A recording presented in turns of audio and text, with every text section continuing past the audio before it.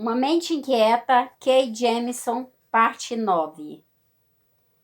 Quando eu estava com 15 anos, fui com minhas colegas voluntárias do hospital num passeio em grupo a St. Elizabeth's, o Hospital Psiquiátrico Federal no Distrito de Colômbia. A seu modo, foi uma experiência muito mais aterradora do que presenciar a autópsia. Todas nós estávamos nervosas durante a viagem de ônibus até o hospital, dando risinhos e fazendo comentários infantis de uma insensibilidade terrível, num vão esforço para afastar nossas ansiedades sobre o desconhecido e o que imaginávamos que seria o universo dos loucos. Creio que estávamos com medo da estranheza da violência possível e de como seria ver alguém totalmente fora de controle. Você vai acabar no St. Elizabeth's, era uma das nossas provocações na infância.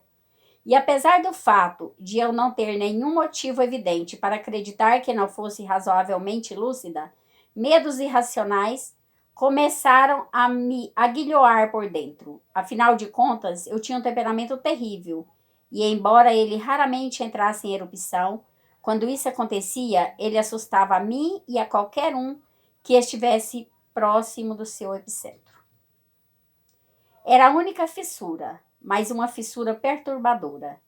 No que era, sob qualquer outro aspecto, a carcaça estanque do meu comportamento. Só Deus sabia o que corria por baixo da feroz disciplina e controle emocional que haviam acompanhado minha criação. Mas as fissuras estavam lá, isso eu sabia, e elas me apavoravam. O hospital em si não era em nada o lugar sinistro que eu havia imaginado. O terreno era amplo, lindo, repleto de árvores antigas e magníficas. Em diversos pontos haviam vistas extraordinárias da cidade e dos seus rios. E os belos prédios do período anterior à Guerra de Secessão transmitiam aquela graça sulina que um dia foi tão característica de Washington. A entrada nas enfermarias, no entanto, destruía a ilusão gerada pela elegância da arquitetura e do paisagismo. De imediato surgia a horrenda realidade da aparência dos sons e dos cheiros da insanidade. No hospital de Andrews, eu estava acostumada a ver quantidades relativamente grandes de enfermeiras nas enfermarias médicas e cirúrgicas, mas a enfermeira-chefe que estava nos ciceroneando explicou que no St. Elizabeth's a relação era de 90 pacientes para um atendente psiquiátrico. Fascinada pela ideia de que se esperasse que uma pessoa controlasse tantos pacientes potencialmente violentos, perguntei como a equipe se protegia. Ela disse que havia medicamentos que tinham condição de controlar a maioria dos pacientes, mas que de vez em quando tornava-se necessário o uso de jatos d'água. Jatos d'água? Como alguém poderia ficar tão descontrolado a ponto de ser necessário um método de repressão tão brutal?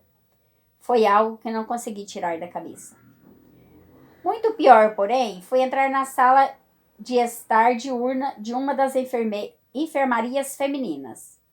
Ficar paralisada e olhar ao meu redor para as roupas absurdas, os maneirismos estranhos, o ritmo agitado de andar de um lado para o outro, a risada esquisita e eventuais berros dilacerantes. Uma mulher estava parada como uma cegonha, com uma perna dobrada. Ela dava risinhos sem motivo lá com seus botões todo o tempo em que estive lá. Outra paciente, que no passado devia ter sido linda, estava no meio da sala falando sozinha enquanto trançava e destrançava os cabelos longos e avermelhados. O tempo todo ela vigiava com olhares rápidos os movimentos de qualquer um que entrasse, que tentasse se aproximar dela.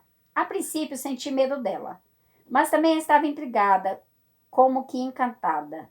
Caminhei lentamente na sua direção. Afinal, depois de ficar parada alguns minutos a poucos passos dela, reuni coragem suficiente para lhe perguntar por que estava internada. A essa altura, percebi, com o canto do olho, que todas as outras voluntárias estavam amontoadas, conversando entre si, num canto distante da sala.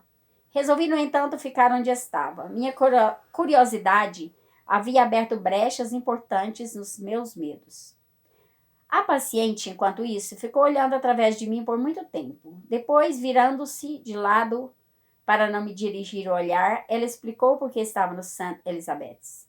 Seus pais, disse ela, haviam posto uma máquina de fliperama na sua cabeça quando estava com 5 anos de idade.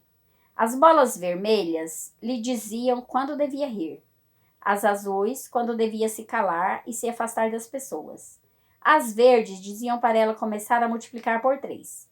De poucos em poucos dias, uma bola prateada surgia entre os pinos da máquina. Nesse ponto, ela voltou a cabeça e fixou o olhar em mim. Supus que estivesse verificando se eu ainda estava ouvindo. É claro que eu estava. Como alguém poderia não prestar atenção? A história toda era absurda, mas fascinante. Perguntei-lhe o que significava a bola prateada. Ela olhou para mim atentamente e, em seguida, sua expressão se amorteceu. Ela fixou o olhar no espaço, enredada em algum universo interior. Nunca descobri o que a bola prateada representava. Embora fascinada, eu estava basicamente assustada pela estranheza das pacientes, bem como pelo perceptível nível de terror na sala. Ainda pior do que o terror, porém, eram as expressões de dor nos olhos das mulheres. Alguma parte de mim procurava instintivamente alcançá-las, e de um modo indefinível compreendia essa dor, sem jamais imaginar que um dia eu olharia no espelho e veria sua tristeza e insanidade nos meus próprios olhos. Bom dia.